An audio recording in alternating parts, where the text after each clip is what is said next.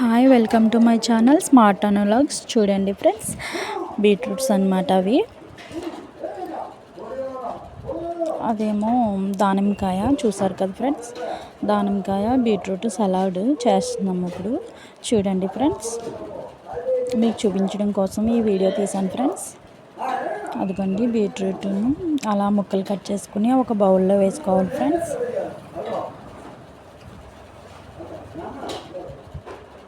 చిన్న చిన్న ముక్కల కింద కట్ చేసుకోవాలి ఫ్రెండ్స్.